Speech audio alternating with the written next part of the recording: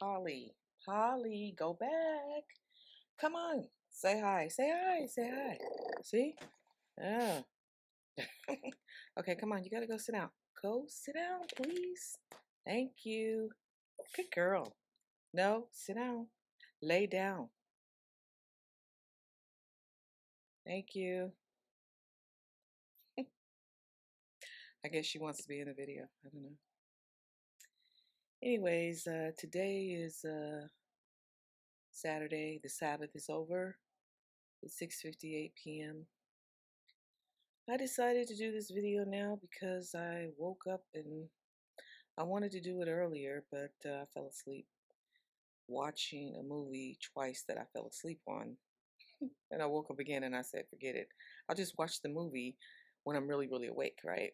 My husband's gone to a football game, I think, or something, so it's quiet and I don't have to worry about anything else.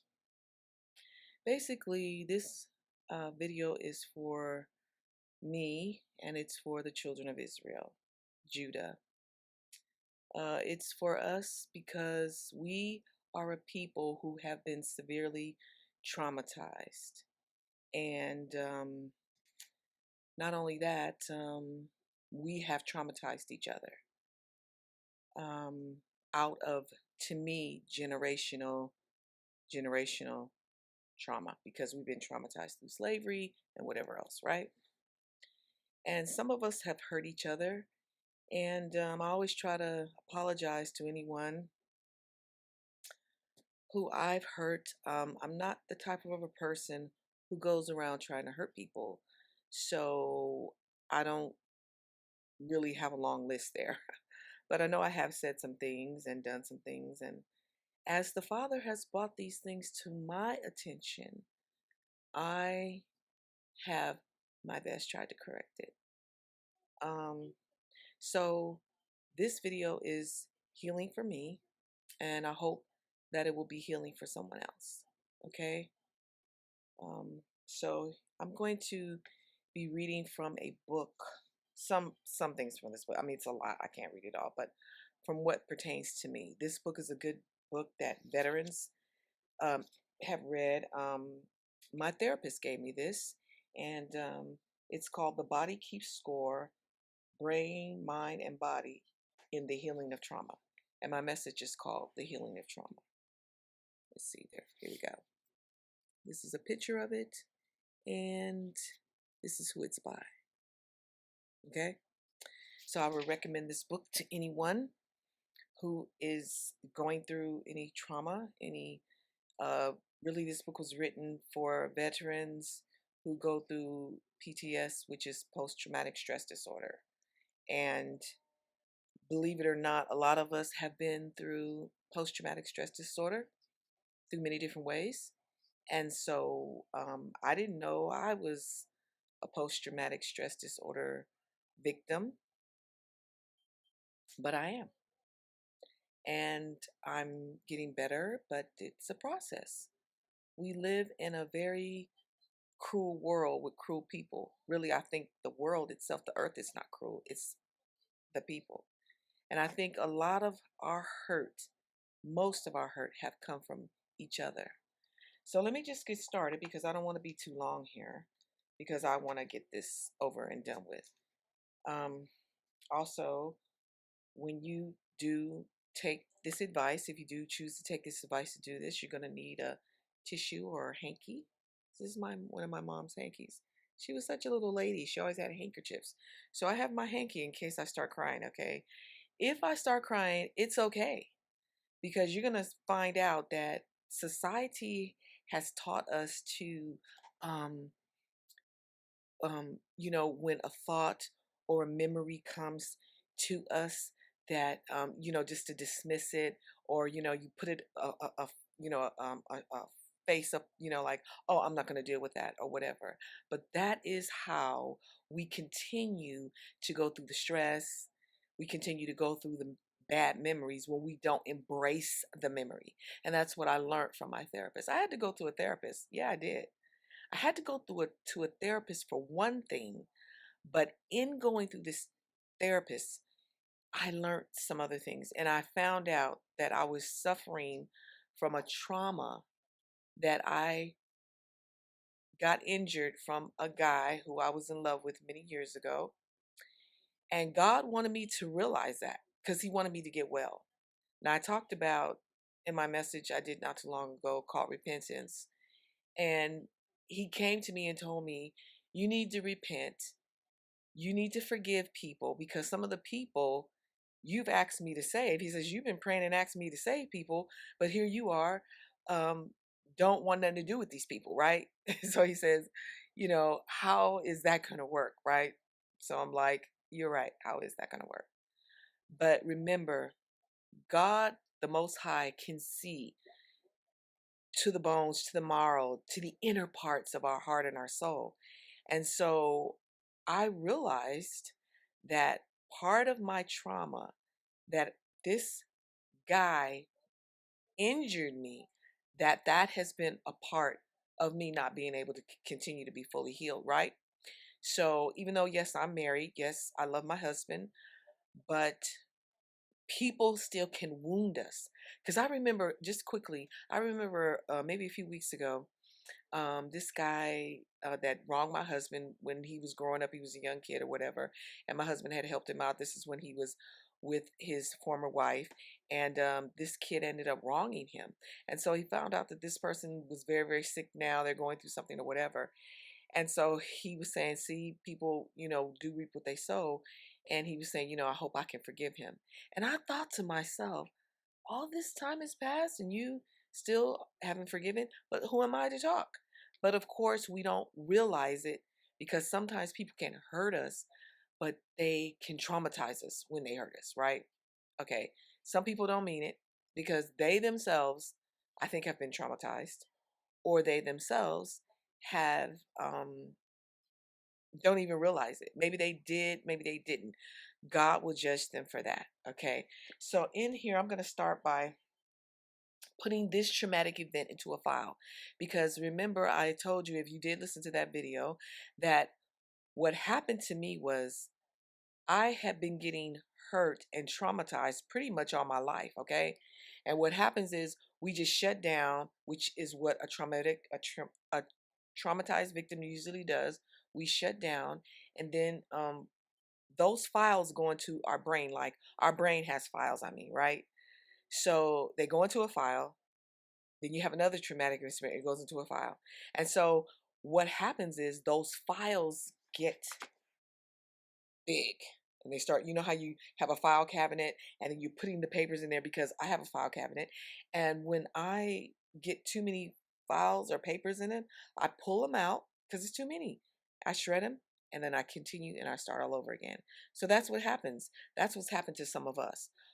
Our people, God has told me that we've forgiven everybody else. Remember that kid who forgave that lady for busting in his brother's home? This guy was sitting on the couch eating ice cream, because I guess when they came in there and saw him dead, he had ice cream there and he was eating ice cream. And he said, he was telling her, I forgive you. Can I hug you? Now, you know what? I don't disagree with the fact that he forgave. Hold this up closer. That he forgave this woman, but I think the time and the context of it was wrong, because these people, they feel that they can just do anything and they can get away with it. But as we can see, God now is starting to remove the wicked. He is starting to convict them, and he is starting to make them pay for their crimes, okay? So anyways, I'm going to get started here. So I want to put this file of this traumatic experience that this person did to me in my life. And you're going to see exactly what this book is saying is what I went through. Okay. So it's not made up. A lot of not African Americans, I can't speak for African Americans. In fact, most African people don't even like us.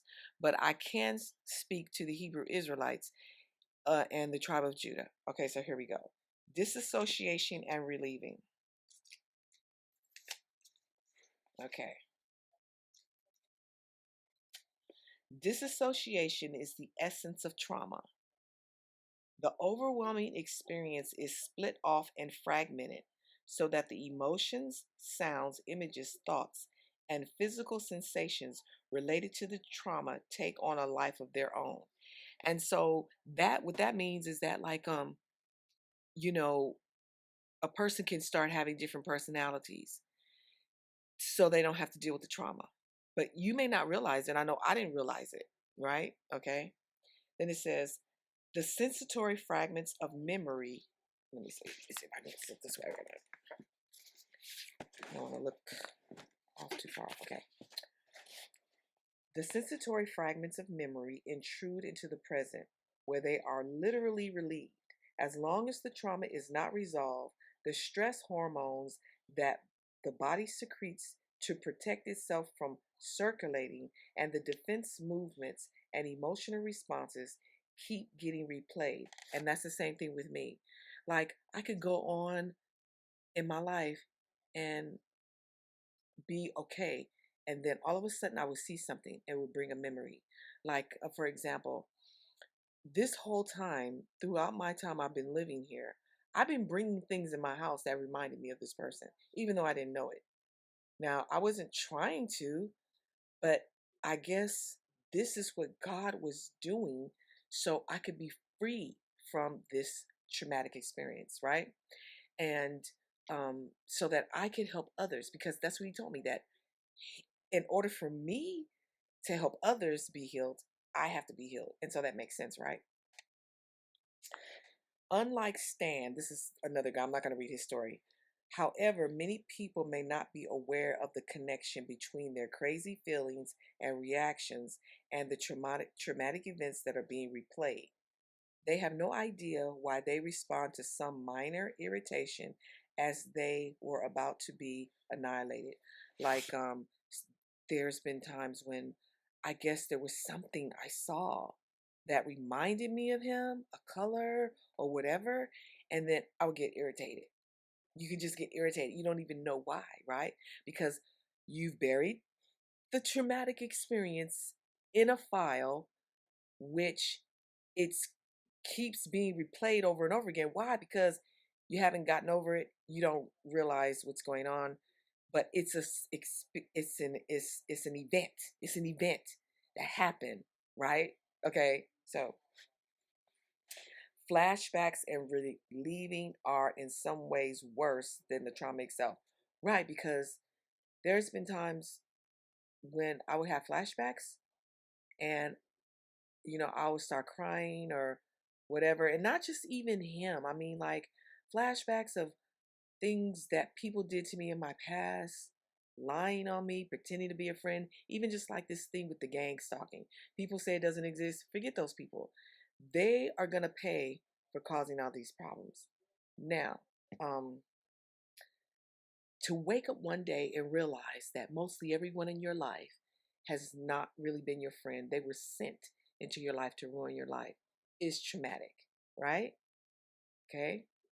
So that's just one thing. Realizing that, God, realizing that someone you loved didn't really love you. Like they were pretending or they were sent into your life. They came into your life to use you, to get a reward for ruining that person's life. Okay. So that's just some of the things that I'm referring to. It's not just him, it's other things that have happened as well. Okay, so it says, okay, a traumatic event has a beginning and an end. At some point, it is over. But for people with PTSD,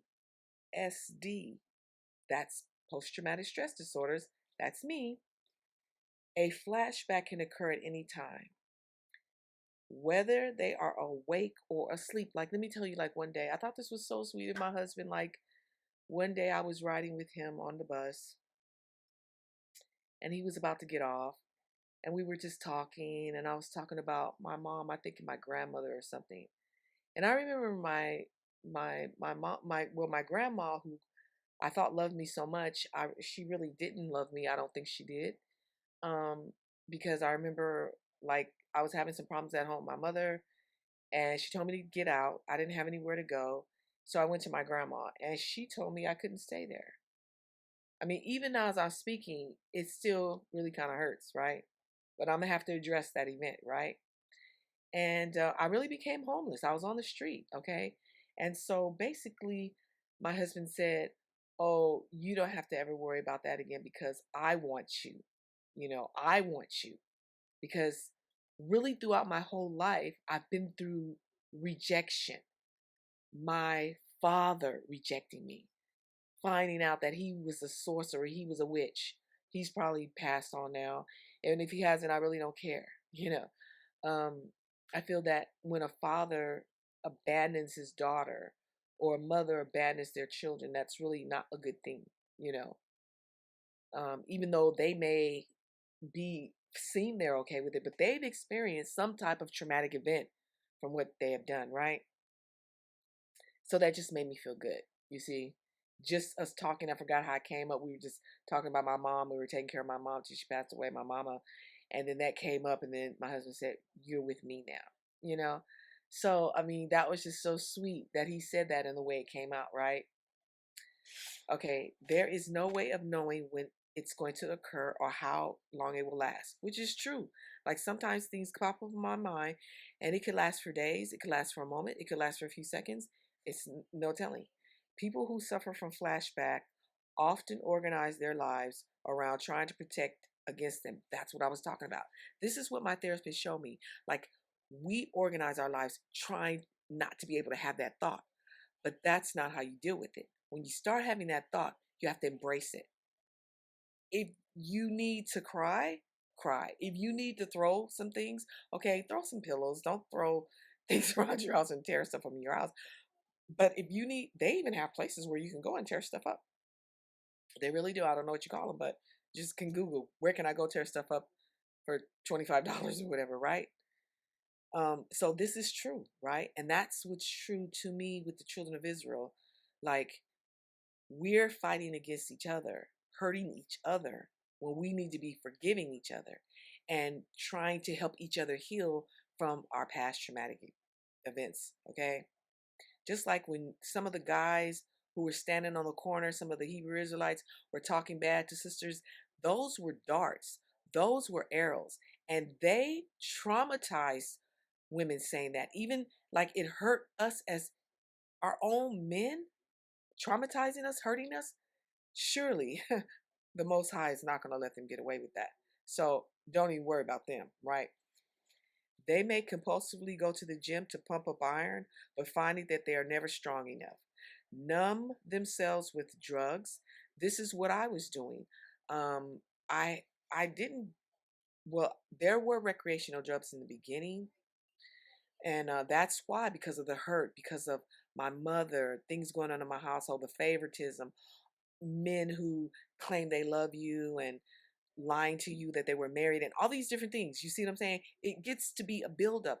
But guess what? It's getting filed. It's going into a file. And the file is getting bigger and bigger and bigger. Okay? Or try to cultivate an illusionary sense of control in highly dangerous situations like motorcycle racing, bungee jumping, or working as an ambulance driver. Constantly fighting unseen dangers is exhausting and leaves them fatigued, depressed, and weary. If elements of the trauma are replayed again and again, the accompanying stress hormones engrave these memories ever more deeply in the mind. So if you don't deal with it, if I don't deal with it, it just keeps getting replayed over and over again. And that's true. But guess what? This particular memories that I had, I'm going to tell you about. I'm just going to kind of freelance it here. I wrote down some stuff, but I'm just going to go with the flow of the Spirit as the Spirit brings these things back to my memory, okay? So that's what's been happening. Like earlier today, I started weeping, right? I was really crying. And then I really realized the Spirit of God is right. Like I've been injured with a traumatic event over 20 something years ago. And guess what? It's still there. I'm still wounded. Okay. But the Father is healing me through this, telling you this and me sharing this. And then I'm of course going to deal with the traumas. Okay. Ever more deeply in the mind. Ordinary day-to-day events become less and less compelling. Not being able to deeply take in what is going on around them makes it impossible to feel fully alive. That's what I feel sometimes. Like I feel like I want to be free, but I still feel like I'm in a prison. And that's, well, part of why I'm still in the prison, because I'm living around these wicked people. But just being able to be free of those thoughts, that trauma, right? Okay. It becomes harder and harder to feel the joys and aggravations of ordinary life, harder to concentrate on tasks at hand, not being fully able to, not being fully alive in the presence keeps them more firmly imprisoned in the past. Trigger responses manifest in various ways.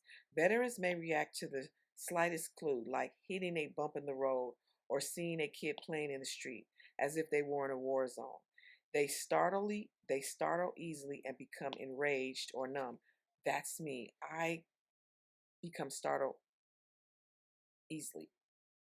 Like when I was living on 103rd Street, those people over there were doing so much evil to me and my family.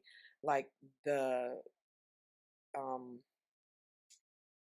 the effect of that in my life is that, like, my family, they have to say, I'm coming in the house, or I'm coming in the, my husband, if I'm in the shower, he'll be like, I'm coming in the bathroom, honey. You know what I'm saying? Because people can startle me. Just like I was coming out the store the other day, and one of my husband's co-workers, she was coming in, and but she was coming in the same time. She probably did it on purpose, but anyways, and that's another story. But anyways, she startled me, because that's what happens to people who suffer from post-traumatic stress disorder. We become easily startled. Now, and then I was becoming enraged. I was getting angry about stuff, but I really didn't know why. Like, because I would think, why did I become that angry? Right? Okay. It wasn't even really anything, right? Okay, so it says victims of childhood sexual abuse may antagonize their sexuality and then feel intensely ashamed if they become excited by sensations or images that they recall of their molestation, even when those sensations are the natural pleasures associated with particular body parts. If trauma survivors are forced to discuss their experiences, one person's blood pressure may increase while others respond with the beginnings of a migraine headache. Some others may shut down emotionally and not feel any obvious changes. And that's me. I could just shut down. I can shut people down. Like, if I want to shut you down, I will shut you down. And people that know me, they know that I can do that. Like, I'll just block you out of my mind for a long time. And that's what I have been doing. Like, I have been blocking this person out of my mind. Why? I feel like, why do I need to think about you? You hurt me. You wounded me, right? This is what happened. Okay, so anyways, let me go on. However, in the lab, we have no problem detecting their racing hearts and the stress hormones churning through their bodies. And that's another thing that's happening with me. The stress hormones of this, because I'm stressed now. I'm stressed some of the most of the time. It's because I live in a neighborhood full of wicked people who doing wicked things to me, and that's in my testimony about witchcraft. So I'm not going to really get into that right now, because that's a whole different issue. But that causes, like, when your hormones are off balance and stuff like that, that causes you to gain weight, causes you to not be able to lose weight, because the stress hormones of the post-traumatic stress disorder, like, I have gained weight, lost weight, gained weight, lost weight, you know, it's ridiculous. Like, but I'm going to lose it again, but this time I'm going to keep it off, because I'm going to get rid of this file. I'm going to deal with the trauma, okay? All right. These reactions are irrational and largely outside people's control. Intense and barely controllable urges and emotions make people feel crazy and make them feel that they don't belong to the human race.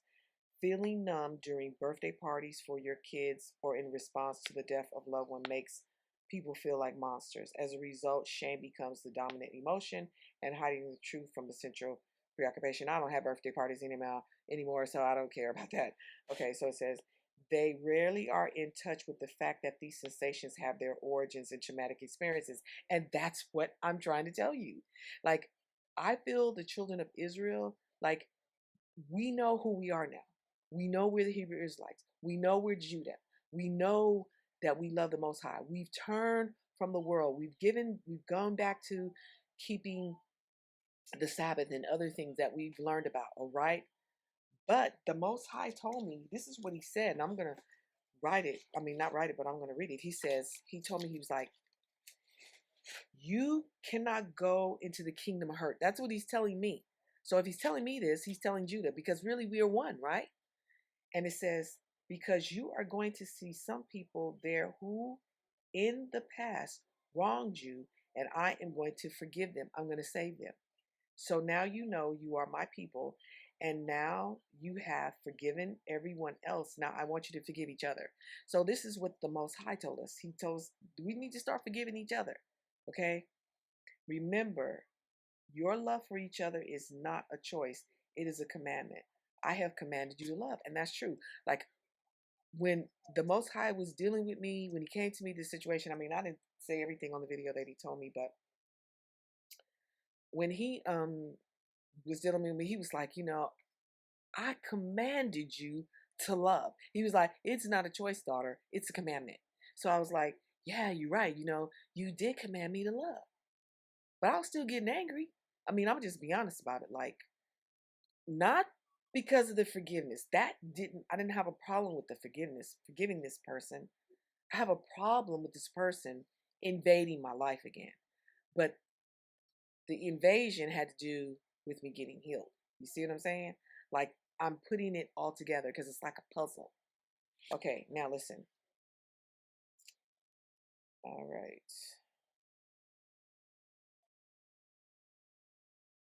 They are rarely in touch with the fact that, okay, I already read that. This is why This is where therapy comes in. Therapists can assist people to mindfully observe their emotions and sensations and help them to get in touch with the context from which they emerge. However, the bottom line is that the threat perception system of the brain has changed, and people's physical reactions are dictated by the imprint of the past. So what happened was these people had made an imprint on me, like birds imprint, animals imprint. It's like, in a sense, it's almost like sometimes if a person imprints, or I think it has something to do with protection too when it comes to people. I'm not sure. But anyways, these people ain't was trying to protect me. They was trying to destroy me as far as I'm concerned. But I don't know. Anyways, let me think about now. What do I need to say? Praise to the Most High. Okay. Now, we've been scarred, right? So let's talk about emotional scars. An emotional scar is a past experience that has not yet been handled. It could have happened a year ago. It could have happened 25 years ago, 35 years ago. It does not matter. An emotional scar is an experience that was not yet been completely dealt with or resolved. So with me, this has never been resolved, right? I'm going to show you how you're going to be able to resolve it, okay? A scar, whether emotional or physical, is a sign of complete healing. Isn't that true? Like if you get a scar on your body, it usually heals, right? But sometimes some scars take longer to heal, depending where they are. Like if you have a scar on your back or whatever, it may take longer, because I had some scars on my back, and it take longer to heal because, my clothes cover my back, so the air is not getting to it as much, right? But when you have a scar maybe on your arms or something, it'll heal quicker, right? Because it's getting the air, the sun, and the nutrients, and it heals quicker. But if you have a scar on your body and it's not healing, it's the same thing with the it's the same thing with physical, spiritual, right? It's not completely healed, okay? An emotional scar is also a past experience that has not yet been handled, okay? Now, listen, forgiveness and healing go together, right? Why you cannot have one without the other. Not forgiving someone can impact both physical and mental health. So that's how I'll know if I've really forgiven this person, right? Or these people, because they both go hand in hand. Studies have shown forgiveness encourages decreased anxiety and depression and increases the ability to improve your relationships. Forgiveness and healing have both an emotional and physical bond. They connect deep within you, and it's impossible to have one without the other. Find a physical or a spiritual way to release your emotions, whether whether through journaling, meditation. I'm against yoga, but yoga, strenuous exercise. Eventually, you may decide to confront the person who harmed you. This should be done in an appropriate manner with intent to forgive and move on. Now, that's what I'm going to do tonight, but I'm going to do it to show you how you can do it. Okay. Now, let me finish with this. Okay. How to express forgiveness. Understand why someone acts the way they do. Sometimes some people have acted out because I guess they didn't know how to handle the situation. Um, whatever the situation was. Maybe they didn't know how to express their feelings. I know some men born in a certain time, like they didn't know how to express their feelings because they were taught a man doesn't express his feelings, a man doesn't show cry tears and all this stuff. That's a bunch of woo-wee. The Bible says the Messiah was crying. He was crying for his people. Feel and express your emotions. So it's okay to feel and express your emotions. I wouldn't suggest you cursing out the person, but I would also encourage the person, if somebody does come to you or they're talking to you and they start getting angry, really, I wouldn't take it, as like, how can I say this, Father? I wouldn't take it that serious. Like, they're just venting. You know what I'm saying? And you hurt them. So, and then it says do anger work. I was so angry. I was angry. I was very angry. So I had to start working on my anger. I do get angry, but I don't act the way I used to. I used to curse. That's why when people are cursing in these messages and stuff, I'm like, that's not of God. Because God came to me and told me, you need to stop cussing. Okay? And my husband, before we got married, I was cursing, right? And he was like, no, well, not so much the cursing. He was saying my anger. The anger. He told me I had to deal with the anger. But I told him, I was like, a lot of this is coming from my past. And I started explaining to him some of the things I've been through. And then he was like, really? He didn't know. And so sometimes people will not want nothing to do with you because they don't talk to you. They don't say, what's bothering them. So that's your problem. If you couldn't say to me, if you couldn't come to tell me the truth, that's not my fault. Right? Okay. Write the person or yourself a letter. I've done that before with this person, but I think it went away for a while. But you know what? It didn't completely go away. You know why? Because I didn't know the event that I went through was trauma. See, in the church, they always taught us, oh, just forgive and forget. But that's a lie. You can't forget something if you've been traumatized. The trauma, the event has to be dealt with, or you will never heal. You will never get well. Okay? This is a new commandment. No, I'm just kidding. Okay? Talk to the person if possible, if you can talk to the person. I don't know what this person is. And I'll need to talk to him. I will tell you what I'm gonna show you what I'm gonna say to him as if I was talking to him. And I believe the Spirit of the Most High will get this message to him, right? Okay. And then it says, rebuild safely and then let it go. Not like that. I'm tired of that song of Frozen. Like maybe that was me. I was frozen. But of course you're frozen if you don't know why you're frozen, right? So we're going to find out how to become unfrozen, right? How it's going to all melt away. And springtime is going to come, right? Flowers, birds, the trees, smell the beautiful fragrance in the air, right? Okay, now, there was also an exercise that my therapist told me. And let me tell you something. These people talking about don't go to therapists, don't go to psychiatrists. Listen, I have been to psychiatrists. I have been to therapists. Sometimes you just have to pray and ask the Most High who is a fit for you. Because there were a couple of people that I was dealing with, a few people, and I didn't see them anymore because they weren't a fit. They didn't really understand me. And then God brought this one lady into my life, and she was perfect. She was perfect. So, so as I told you, When that memory or thought comes through to your mind, just embrace it. Yeah, just embrace it. Just like um if like you remember, you start remembering somebody hurt you, your dad or your mom hurt you, or they said some words, you make me sick, or you'll never add up to anything. Don't say, oh, I'm not gonna. No, no, no, no. If you start feeling angry, then get angry. Just say, you know what, mom, dad, I'm not the person you said I was. If I made you sick, I apologize for that. But I am a new creation in the Most High. I am of a royal priesthood.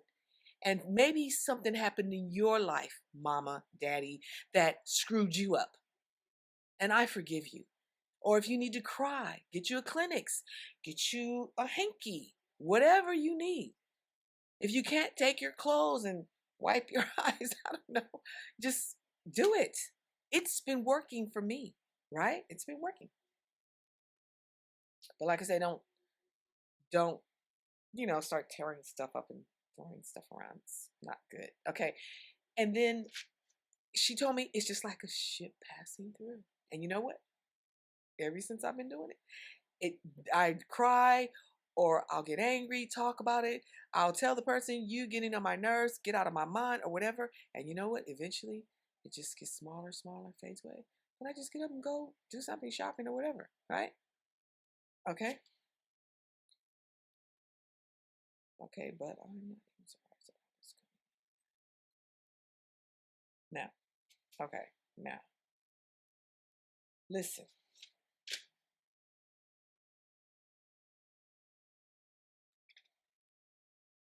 Okay, did I read that one already? Yeah, okay. Yeah, okay. So we've been over how to deal with it. Some people can write journal. I write journal. My prayers I usually write about, and that's like journaling. Like I feel like this, I feel like that, or whatever. That is good. That's a good way to get it out too. Because I'll just tell, Dad, I'll be like, could you destroy my enemies? Yeah, yeah. But he will destroy them if he needs, but he is destroying them. Okay, so anyways, okay. I think I went through everything except for this. Okay, so now I want to talk about that we are under obligation to love each other. It's not a choice, it's a commandment. Okay? Now, let's see. Where am I at? Okay. 1 Corinthians 1 and 27 says, instead, the Most High chose things of the world. Wait a minute. Start over. 1 Corinthians 1 and 27 says, instead, the Most High chose things the world considered foolish things in order to shame those who think they are wise. And he chose things that are powerless to shame those who are powerful. James 2 and 5. Listen to me, dear brothers and sisters. Hasn't the Most High chosen the poor in this world to be rich in faith? Aren't they the ones who will inherit the kingdom he promised to those who love him? So, what I see of this is, for me, I can't speak for you, is that there were people God actually allowed to come in my life, because I would always say to Dad, I would be like, why did you let him come in my life? Why did you let her come in my life? Why did you let these people come into my life? And this is what he told me. He was like, you know what? I allowed these people to come in your life because they thought you were foolish. They thought that you didn't know anything, that you were dumb, you were stupid. But I used them to confound them and to bring them to shame. That's what he told me. And my people are going to inherit the kingdom who are rich in faith. I'm rich in faith. I believe the Most High because I just love him. He is my dad. I don't consider my father, well, he's not even worth really being called a father. The person who impregnated my mother, okay? And you're probably saying, oh, see, that's unforgiveness right there. Well, I don't think so. I mean, a father is a person that's been there for you. You know, That's what I feel. If a person is not there for you, just like I look at this, okay, now I'm gonna read this scripture right here. Now listen, our so-called black men, our Hebrew brothers, our Hebrew men, whether they were a boyfriend, we knew who we are now. We were Hebrews then, we're Hebrews now. And these men came into our lives. They were supposed to be protecting us or looking out for us. And these people didn't care. They just cared about having sex with us or using us or if something wasn't perfect in them. But who in this world, like we are perfect as our Father is perfect. But remember, this is the world thinking here. This is the world thinking in the mindset. Like, okay, God has chosen the poor in this world. I'm poor. I was poor. I would meet men who were wealthy and rich, and I never could love them not because I didn't love them as a person, but I could never be in love with them because I didn't want to be with somebody for their money. Like, I want to be with you and be able to spend the money because I love you, or you love me and you want to be a blessing to me, just like my husband. He goes to work every day to take care of me. It's nothing wrong with a man taking care of a woman. They're supposed to. Adam took care of his wife. Solomon, he had too many wives, but the men take care of wives. It's natural. It's supposed to be this way. Gosh, I'm so glad God blessed me with my husband. He is a smart guy. He saw a good thing in me. All these other men didn't see a good thing, but I was. But they considered me foolish, you see, but I'm not. I'm really like the same person. Of course, I've matured and whatnot. I'm still like, I feel I'm still the same person. I think I'm a better person in the Messiah. Now, listen to this. Be under obligation to no one. The only obligation you have is to love one another. Whosoever does this has obeyed the law. Now, some people will come and tell me that, you not keeping the commandments of the law, you're going to die. Well, you didn't love me. You were supposed to love me. Okay, 1 Corinthians 1:27 says, oh, wait a minute. Oh, but this is another version of 127. Let me read this one to you. It says, instead, the Most High chose the things the world considers foolish in order to shame those who think they're wise. So some people came in my life, who thought they were wise. Okay. But the whole time, the Most High was controlling everything. Even though so many people my sister talked about that. She talked about how God is playing a chess game. But it really came into reality to me when I was listening to this brother, this Hebrew Israelite, Mysteries of the Kingdom. And God told me to listen to him. He was like, I want you to listen to him.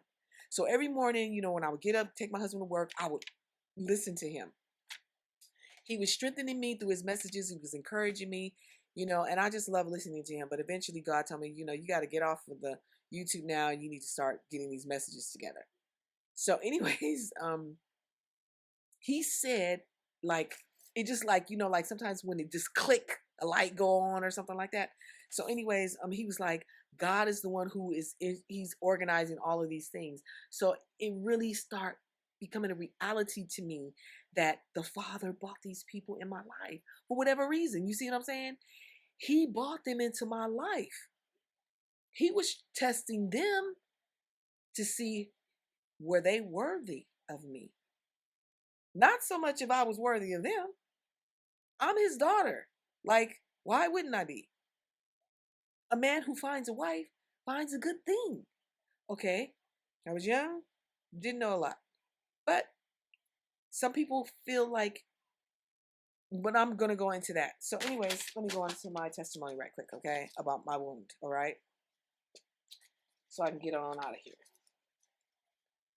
I met a guy many years ago who was a bus driver.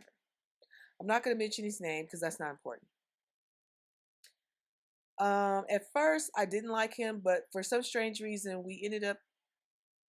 I ended up talking to him, and I ended up liking him once I got to know him.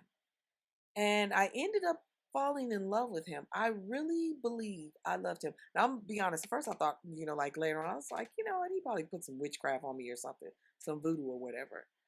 But then later, I felt like, no, I really did love him, you know? And it was certain things about him that I loved about him. I loved his smile. I loved the way he walked, talked, you know?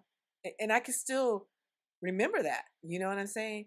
So I wouldn't say so I came to the conclusion, no, it's not, it wasn't that, right? So what happened was the events that happened in my life, like I remember like him telling me one time that he asked my grandma to marry me, but he never did ask me.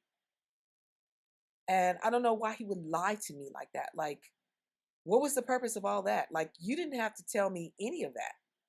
But this is my letter. I'm just talking. This, if I was to see him again, this is what I would say. Okay? But I'm not probably going to see him because I think this is the best way at this point in time. I don't know if I will see him again in the future because I really don't know what God's plans are. Like, he's telling me to forgive this guy. So there must be something that is going to, there's some kind of transaction that I guess is going to take place in the future.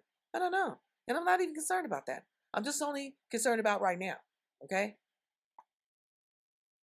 I had problems with my family. My mom, my grandma, they kicked me out. I was on drugs, doing all this different stuff. Because I was hurt because of men using me. Not being able to deal with the fact that my stepfather tried to kiss me. Thank God he didn't let him rape me. I don't know if I would have ever been able to get over that. So anyways, I had gotten raped one night. It was not a full rape, but they attempted to rape me. But it was brutal. It was brutal. I was walking down the street and I was going to my mom's house. And that one particular day, I saw some people I knew and I waved to them, and I was going, to my mom's house. And all of a sudden, I did see these guys. It was like three of them. They were like across the street, and then I didn't really, and then they start walking up besides me, and then all of a sudden, they just pushed me down on the ground, and I fell on the ground, and I hit my head. And in fact, I don't know if you can see it. You probably can't see it. It's kind of, but there's a scar right here on my forehead where they pushed me down. There was a scar on my back. I don't know if it's still there, but there was a scar on my back. And one of the scars, God healed it. It actually went away. But it's a scar right there where they pushed me down the ground. I tried to pretend like I was knocked out, right? But they started kicking me, and they was like, get up, and then they was like, I will they were like, I have a knife and I'll kill you. So they was like, don't say anything. So we're walking down the street. I get up and we're walking down the street and I don't say anything. And I actually walk by my mom's house, right? Because they said they had a knife and they would kill me if I screamed. So, and it was three of them. Like, what am I going to do? I don't know karate. I don't know any of this stuff. So it was like about two houses down from my mom's house. They go in this backyard. I'm lying on the ground, and this one guy, he wants me to start giving him oral sex, right? So he starts to put his penis in my mouth, and I'm sorry, this is probably not for children. This is graphic, but I'm just telling you this because I want you to know that this is not a game. Trauma is not funny. So many of our Hebrew Israelite sisters are so hurt and wounded from so many things our own men have done to us. I'm not talking about Esau. I'm talking about our people right now. Because this is what the Most High told me to deal with us. Okay? So all of a sudden, this person comes to the door and they're like, who's out there? And then they jump and then they run away. And so then I go to my mom, I've got blood on me. And she's like, what happened? And I was like, these guys, they were trying to rape me. And they called the police. The police came and they were like, oh, so they start pulling guys off the street. And asking me, is this person, is that the person or whatever? And the guys they had, like, they were not people, I knew them, but they weren't the ones, right? At that time, there was no place to go for rape.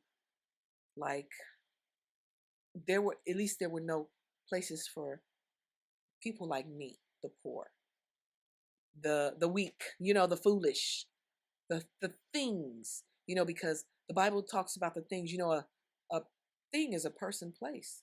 A verb is a person, place, or thing, right? No, a noun is a person, place, or thing, excuse me. So I'm going through this. So I remember I went and got my hair done, and I remember seeing him on the bus. And I got on the bus, and he told me on the bus, he was like, look at you. He said something to that effect. You look bad, and you're this and you're that. And he was like, I don't ever want to see you again. Yeah, that's what he told me. And I was like, I was in shock. First of all, I was traumatized because I was raped. I was threatened with my life being ended.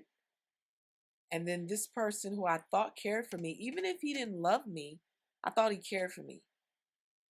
But you see, but I saw, like, through that, he didn't care for me. Yeah, he didn't care. Maybe because I wasn't good enough for him. That's probably what it was. Like, I was an embarrassment. But instead of him saying to me, what happened to you? Are you hungry? Do you need a place to stay? No, that's not the reaction I got from him. I thought about that, like,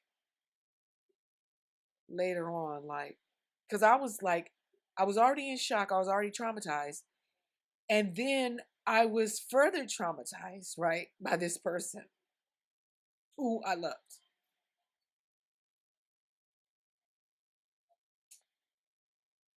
So, what I would ask this person if I ever had the opportunity, but whether I have an opportunity or not, I don't really even care about the opportunity because it really doesn't matter. What matters is that I get healed from the trauma, the wound that he inflicted on me. If he really wanted to marry me, I was young. He could have. What was stopping him? No, his thing is to come in and out of my life, okay? He disappeared. Next thing I know, I seen him one day. I had my first baby, my daughter. He pops up out of nowhere on the bus. I don't say anything to him. Why? What should I say to you? Because let me tell you, this is my thought pattern right now. Like, first, I see him as this wonderful, beautiful person. But after that last time I saw him, and then there was another time, I'm going to tell you. After I saw him that last time, I didn't see him as a beautiful person anymore. I saw him as a evil person, a wicked person, a person who didn't deserve for me to talk to them. Like, you said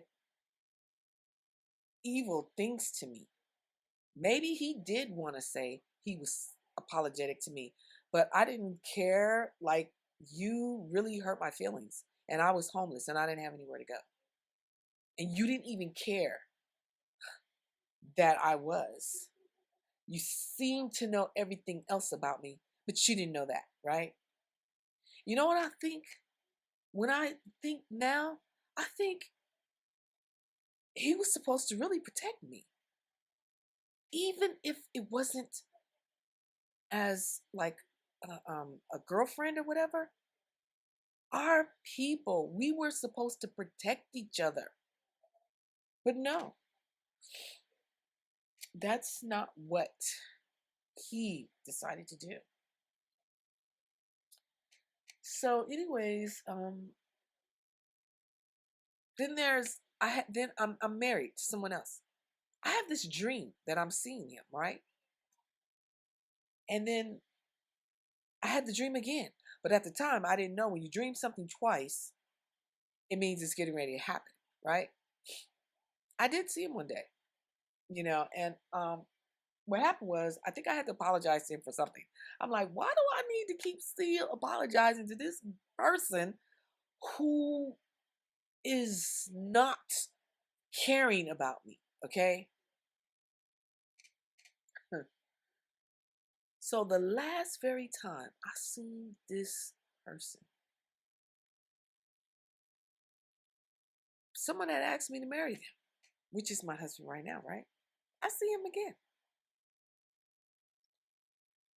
He said to me, you need to get married. You need to go ahead and get married. So I'm like, how do you know this? And why do you know this? Why do you even care? But the thing is, this is what is getting on my nerves right here. You seem to always want to pop in and out of my life, which that's what you do all the time. Secretive life, all this stuff. My daughter, now I'm married, right? My daughter tells me one day that this guy came to her and was calling her Vanessa. And I'm like, well, who is it? She was like, I don't know. Me and my daughter look a lot alike. A lot of people say we look alike. So, I don't think he thought I was her. I just don't believe that story. But anyways, later on, she meets this guy, this young kid, and he wants to take her out to dinner or whatever. His aunt comes over, whatever. So anyway, she goes, Mom, I saw that guy again. And I'm like, what are you talking about? That guy that asked me about you. That's was that the I don't know if that was the boy's father, his father. I don't even know. I don't even know. But anyway, she tells me she sees him again. So I'm like, really? So what I'm trying to say is this.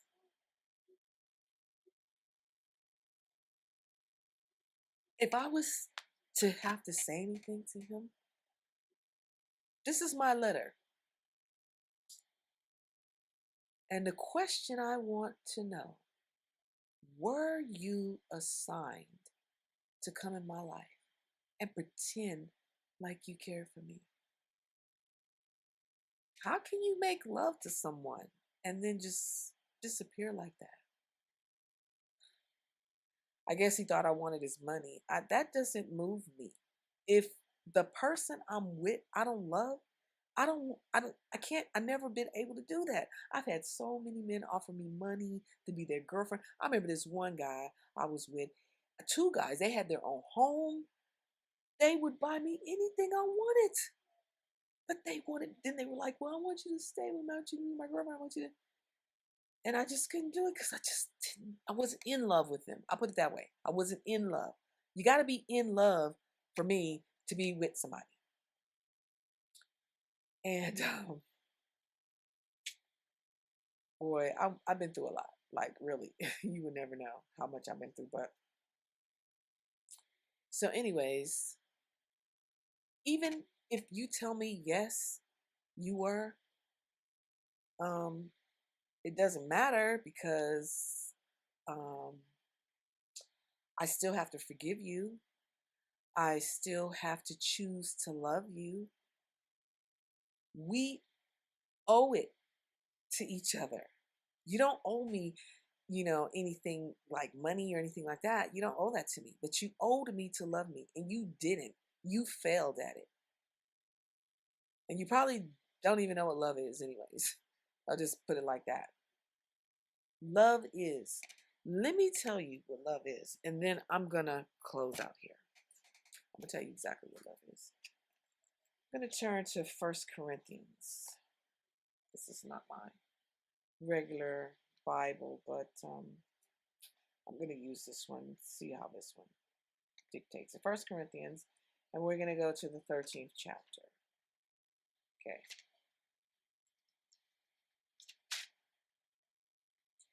And if I should ever, I'm like trying to understand like what my dad is doing here, like what the Father's doing, because I'm like, now I understand that the Most High wanted me to be healed. You know what I'm saying? Like he wanted me to be healed of the wound that he wounded me with. And I don't expect anything from you because you're going to be gone again anyways. Because that's what you do. You come and you go and do whatever it is you do. You know, you're not connected to anything.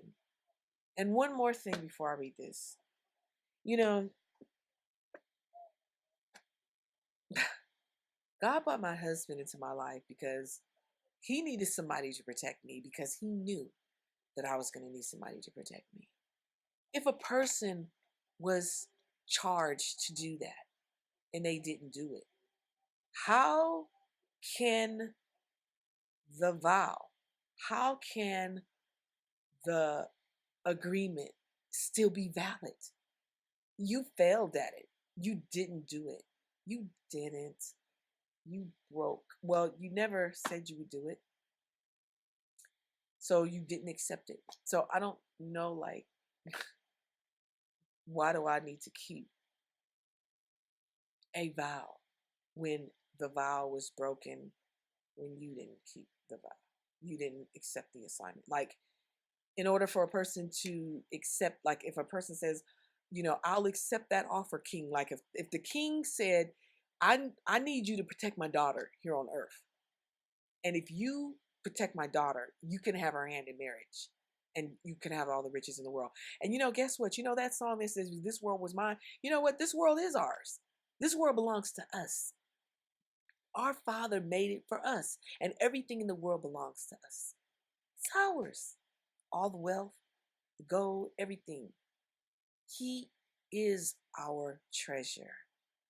And the only people who are going into that kingdom are those who love him. Those who are poor in spirit, the foolish, the get away from me. Don't come near me because you're not my type, or you're embarrassing me. You know, considering what you do, there are so many beautiful women in that industry. I can see why you didn't want anything to do with me. But anyways, I just want to say that, right? This is what love is, brothers and sisters. 1 Corinthians, the 13th chapter. Okay, what verse here? Okay, here we go.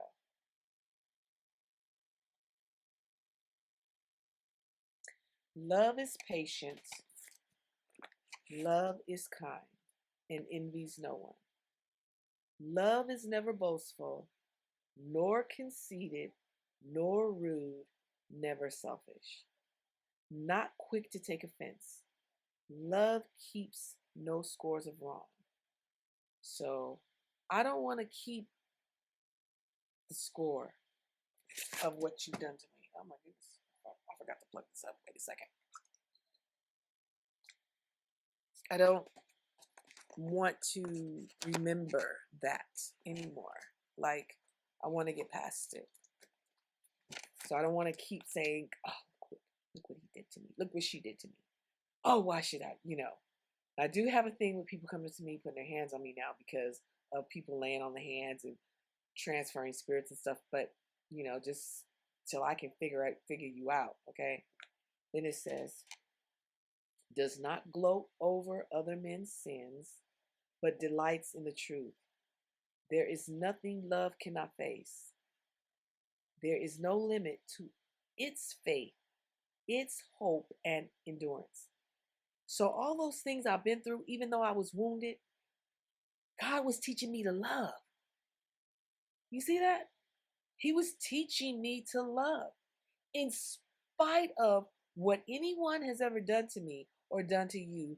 He wants us to love. It's a commandment. You can tell me that I'm supposed to keep the commandment of the Sabbath, but you're telling me that you couldn't love me, that you failed at loving me. You didn't have to be in love with me, but you were supposed to love me. And that's what our master commanded us. Love will never come to an end. Yay! Are there prophets? Their work will be over. Thank goodness. Are there tongues of ecstasy? They will cease. Is there knowledge? It will vanish away. For our knowledge and our prophecy are like particle and partial.